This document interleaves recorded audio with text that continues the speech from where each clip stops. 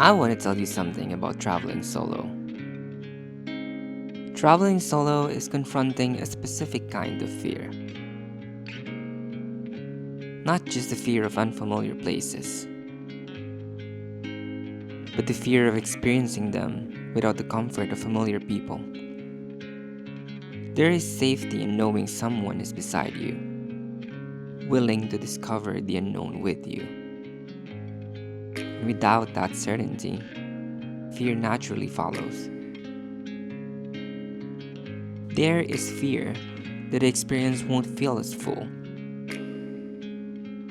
Fear of isolation at the end of each adventure. Fear of sadness.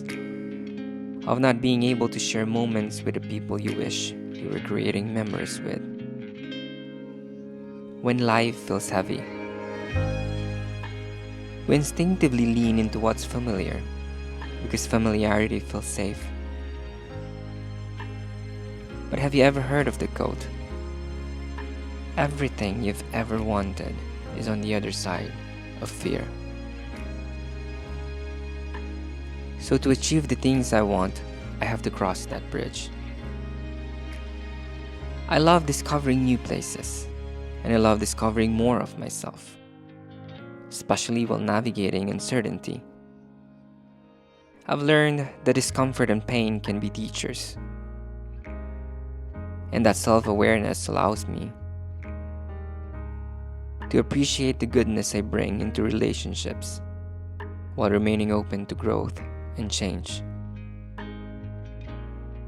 I choose to reflect, to adapt, and to meet myself as a work in progress. That's why I chose to go solo on this trip. I chose love over fear, because choosing fear would mean staying still. And I want to evolve.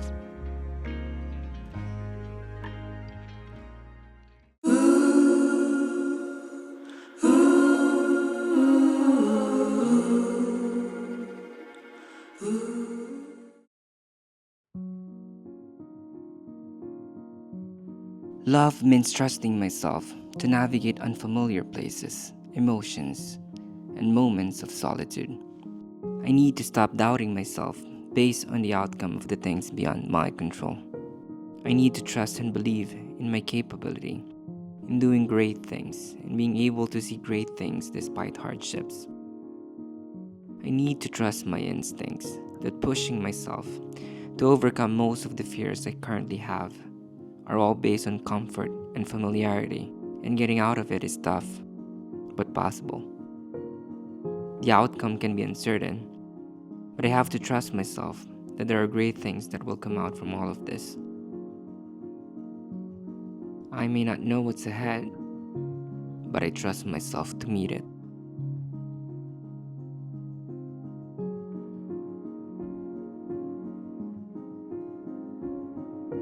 Love asks questions instead of retreating. I need to keep asking myself questions in the middle of my doubts.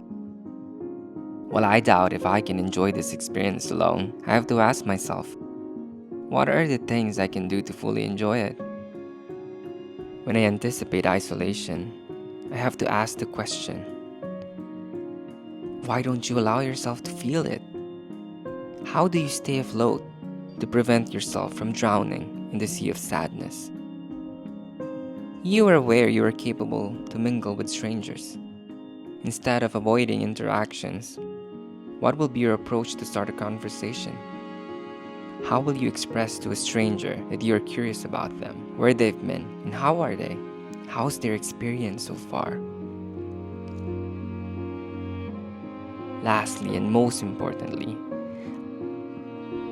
ask myself the question, why do you think you cannot fully enjoy this experience alone? And if you think of it that way, what are your plans to prove yourself wrong?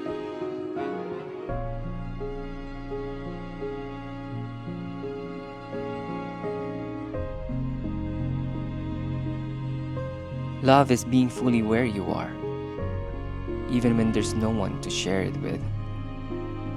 I am doing this for myself. I am discovering more of myself while discovering new places. Being present is an opportunity to notice and appreciate even the little things wherever you are. I have to be present and absorb every little thing around me. I have to open all my senses to be fully aware of my surroundings and myself, to feel alive and be grateful for this life.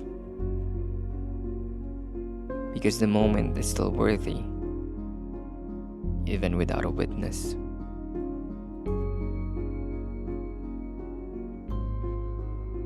Love allows sadness, longing, or loneliness, but doesn't live there. I have anticipated that there will be times that I will feel all of this while solo traveling. As I know, these come in waves. These emotions just don't go away instantly no matter how I want to. I have to allow myself to feel and be real. When I become fully aware and acknowledge what I feel, I am able to help myself on how to address it.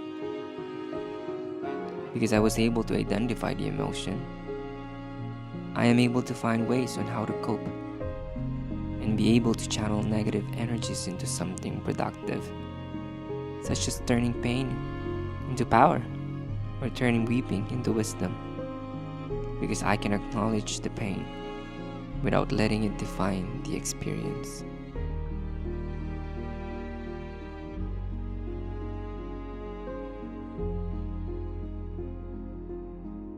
Love is choosing movement instead of waiting for certainty or permission. Distraction over self-destruction. I need to continue living no matter how fresh the wound is. The wound will not heal just by being stagnant.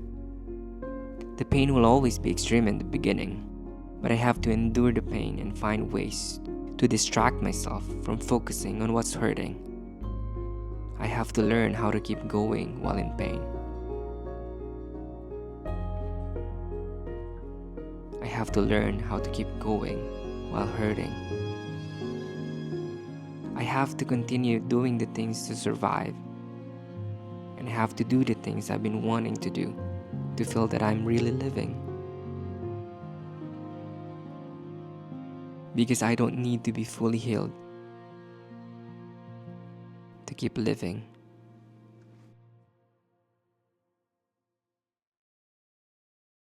Life has felt heavy lately. I hurt someone I truly loved, and I won't pretend I didn't play a big part in that. My complacencies led to confusion and doubt to someone I truly value. My lack of effort and time led to the end of the relationship. But I must also admit that I was hurt, and I'm still hurt by the choices they made simply because I was not part of that choice. I'm not ashamed to admit where I went wrong. I have come to the realizations of my failures, my shortcomings. I'm not ashamed to admit it because I'm not the same person as I was years ago. I am less obsessed with being right, and I'm more open to becoming better. And I think that's what's hurting me too, when the person you love thinks or assume that you're not willing to adapt, to adjust, to change so that they can feel more valued. But I'm only human being. I'm not perfect. Nobody is. I'm just learning as I go. And as I always say, I'm a work in progress. I've learned that when you care deeply for someone, you don't walk away just because things get uncomfortable or uncertain. You don't give up just because things get rough, boring, or stagnant. That's why I fought in the best way I think I can. And even if the outcome was unclear, I know I showed up with honesty and humility. But I didn't stop fighting because I gave up. I didn't stop because I was told to stop. I stopped because I was given the clear message that there's no love anymore. And no matter how my mind, my heart is convincing me that that's not true, or maybe that's partly true, I don't take those words loosely, because when someone you love tells you that there's no love anymore, there's really no reason to keep fighting for it. It's gonna be just my own battle. Unlike other relationships where the other person is given the chance and opportunity to make things right, to prove themselves that they are worthy, to stay in the lives of the other person. When love isn't there, there's nothing to fight. But I will never regret the things I did to fight to be chosen. Because for me, the biggest regret in life is not the things that we did. It's the things we didn't do. And my future self will not be proud of me if I let ego and pride take over me. So no matter how it hurts, the only thing my heart can do is to understand and respect what they're going through and how it's hard on their end to speak their hearts and mind with clarity without being cautious on how will it affect or impact me. Maybe I realized that the reason why is because I know maybe at one point in my younger life, I may have been in that situation wherein I just want things to end. I just want to run away, get to know who I really am, because I really don't know what to feel. I didn't travel solo to escape or forget or to start moving on. I traveled because I need to keep living. I need to step out of the sadness before it swallowed me whole. I really acknowledge the fact that the things I did and the things I failed to do affected our relationship. But I cannot deprive myself of acknowledging what I feel about it. So I needed to keep going. I needed to keep living with what still hurts. I keep my hopes up. One day you'll show up. Tell me that you love me again. I say I'm sorry. You'll come and hug me, but I know that it's all in my head. 'Cause you're gone.